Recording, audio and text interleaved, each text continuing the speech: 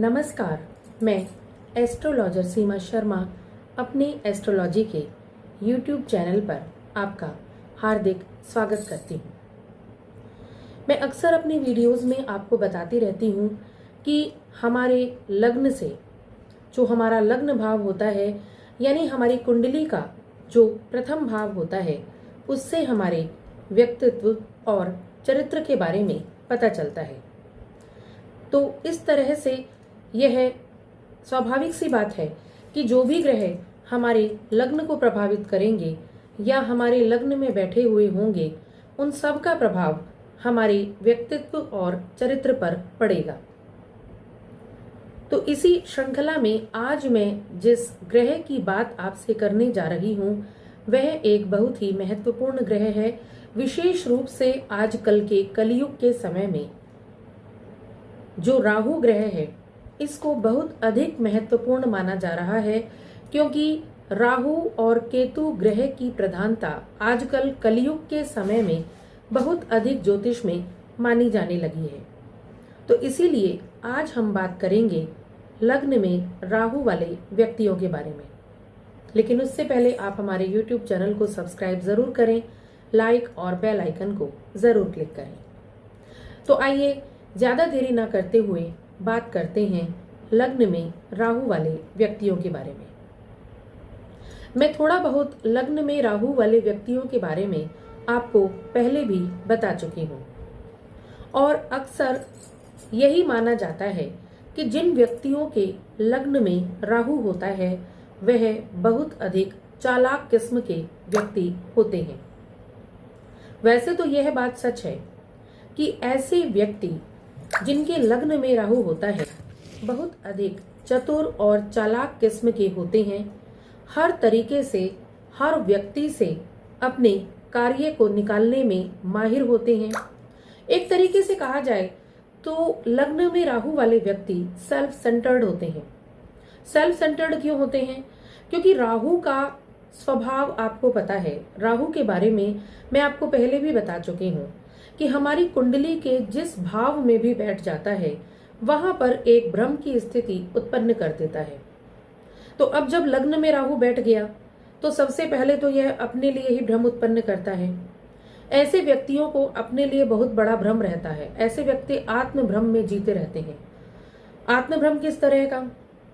सबसे बड़ा आत्म भ्रम तो इन लोगों को यह रहता है, अपने बारे में भ्रम यह रहता है कि हम सर्वश्रेष्ठ हैं, हमारे अंदर कोई कमी नहीं है, हम बिल्कुल सही हैं, हम बिल्कुल सही चल रहे हैं, हम बिल्कुल सही कर रहे हैं, जो भी कार्य हमने आज तक जिंदगी में किया है वह बिल्कुल सही है, हम सबसे अधिक समझदार हैं।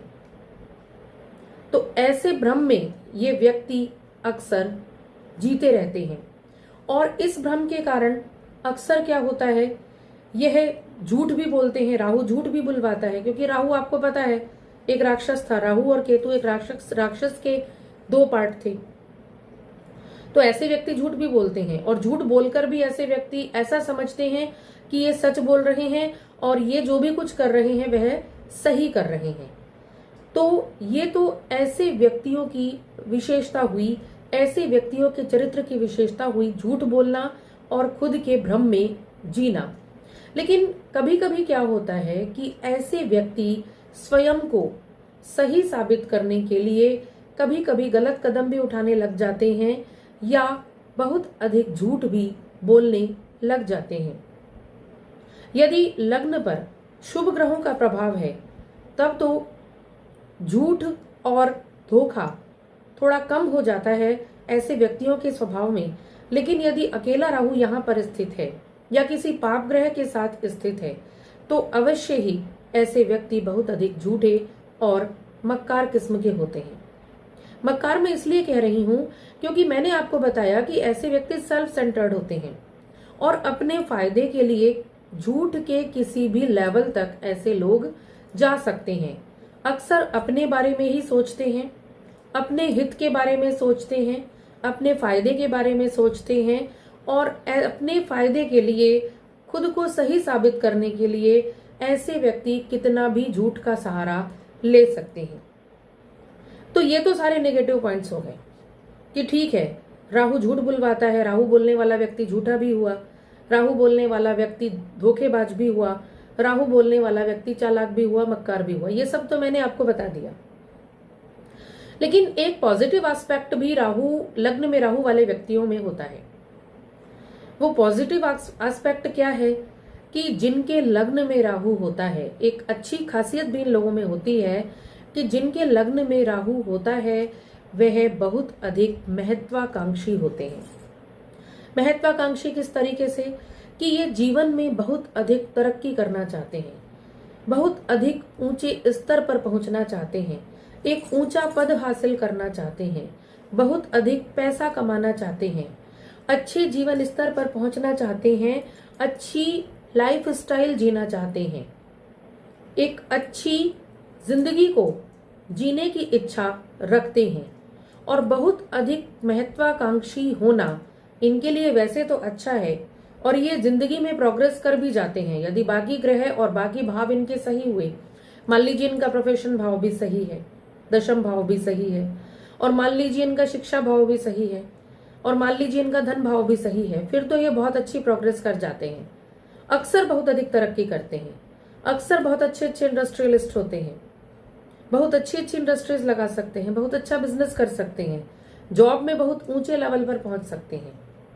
लेकिन कभी कभी क्या होता है कि इतने अधिक महत्वाकांक्षी होने के कारण, क्योंकि इनकी तो महत्वाकांक्षा बहुत अधिक है, सेल्फ सेंटर्ड ये हैं ही, इनको अपनी तरक्की करनी है, बस अपनी तरक्की से इन लोगों को बहुत अधिक मतलब होता है, चाहे दुनिया में कुछ भी होता रहे। सेल्फ सेंटर्ड मैंने आपको बता दिया। महत्वाकांक्षी भी बहुत अधिक होते हैं, अपनी तरक्की के लिए कुछ भी करने के लिए ये तैयार रहेंगे।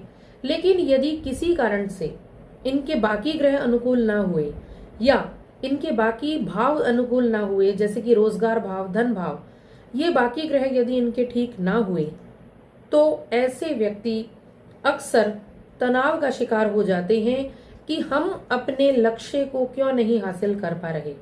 और उस लक्ष्य को हासिल करने के लिए ऐसे व्यक्ति एड़ी से चोटी तक का जोर लगा देते हैं, और फिर ऐसा करने में राहु इनको अक्सर गलत कार्यों की ओर भी लेकर चला जाता है, यानी गलत रास्तों की ओर भी ले जाता है। मान लीजिए किसी को पैसा कमाना है, तो उसको तो कमाना है, उसकी बहुत महत्वाकांक्षा है कि उसको 1 करोड़ रुपया कमाना है, तो वो उस पैसे को कमाने के लिए किसी भी लेवल तक जा सकता है, वो किसी भी धोखाधड़ी के लेवल तक भी जा सकता है ऐसा व्यक्ति।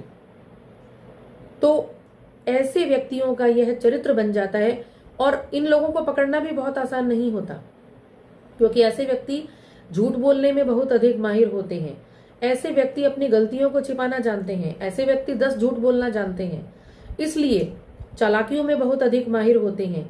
और ये महत्वाकांक्षा अच्छी है। ये महत्वाकांक्षा यदि और ग्रह इनके अनुकूल हुए, जैसे मैंने आपको बताया, और भाव इनके अनुकूल हुए, तो अक्सर अच्छी तरक्की पर पहुंच जाते हैं, अच्छी प्रोग्रेस कर लेते हैं। लेकिन यदि और भाव अनुकूल ना हुए तो उस प्रोग्रेस को पाने के लिए, उस तरक्की के शिखर पर पहुंचने के लिए, उस तरक्की को पाने के लिए ये सही और गलत सब तरह के रास्ते अपनाने के लिए तैयार रहते हैं। तो ये कुछ खासियत है लग्न में राहु वाले व्यक्तियों की, जो बहुत अधिक चालाक होते हैं और बहुत अधिक अपनी चालाकी के दम पर कामयाबी के स्तर पर भी बहुत अधिक जल्दी पहुंच जाते हैं। लेकिन क्या होता है कि इतनी अधिक चालाकियों और झूठ के कारण अक्सर इनका पारिवारिक जीवन जो है वह ज्यादा ठीक नहीं रहता, विशेष रूप से वैवाहिक जीवन, क्योंकि अपनी चालाकियां और अपना झूठ ये वहां भी नहीं छोड़ते। और मान लीजिए लग्न में राहु किसी पाप ग्रह के साथ हुआ तो फिर तो सीधी सीधी दृष्टि इनके जो है सप्तम भाव पर पड़ती है और इनका वैवाहिक जीवन अक्सर खराब हो जाता है। तो इसीलिए यदि आपको ऐसा लगता है कि आपके आसपास किसी व्यक्ति के अंदर इस तरह की विशेषताएं हैं, या कोई व्यक्ति बहुत अधिक चालाकियों से, छल कपट से अपनी जिंदगी को आगे चलाने की कोशिश कर रहा है, या झूठ बहुत अधिक बोलता है, या बहुत अधिक महत्वाकांक्षी है और उस महत्वाकांक्षा को हासिल करने के लिए वह किसी भी लेवल तक जा सकता है, तो आप समझ सकते हैं कि उस व्यक्ति के लग्न में राहु अवश्य विद्यमान होगा। तो इसीलिए आप अपनी कुंडली का विश्लेषण अवश्य कराएं और अपने जो पारिवारिक सदस्य हैं या जिन व्यक्तियों से आप मिलते हैं उनकी कुंडलियों का विश्लेषण भी अवश्य कराएं। विशेष रूप से मैं ये कहती हूँ जब मैं लोगों से बात करती हूँ कि यदि आपको विवाह के संबंध में किसी से बात करनी है तो सबसे पहले आप उसकी कुंडली का विश्लेषण अवश्य करें, क्योंकि यदि आपको अपने जीवन में कोई सफलता नहीं मिल पा रही है या बाई चांस पारिवारिक जीवन में कोई परेशानी आ रही है या आपको विवाह से संबंधित कोई प्रश्न करना है, तो आपको अपनी कुंडली से यह पता चल सकता है कि कौन से ग्रह आपको परेशानी दे रहे हैं और क्या उपाय उनका करना चाहिए। क्योंकि मैंने हमेशा आपसे यही कहा है कि उपाय अवश्य हैं, सभी ग्रहों के हैं, सब जगह हैं और उपाय करने से सभी ग्रहों पर अनुकूल प्रभाव अवश्य पड़ता है। तो इसीलिए आप अपना ध्यान रखिए और यदि आपको ऐसा कुछ अपनी कुंडली से रिलेटेड कोई प्रश्न आपके दिमाग में आता है तो आप हमारे डिस्क्रिप्शन बॉक्स में दिए हुए नंबर पर संपर्क अवश्य कर सकते हैं। आशा करती हूँ कि आप सभी स्वस्थ रहेंगे और खुश रहेंगे। धन्यवाद।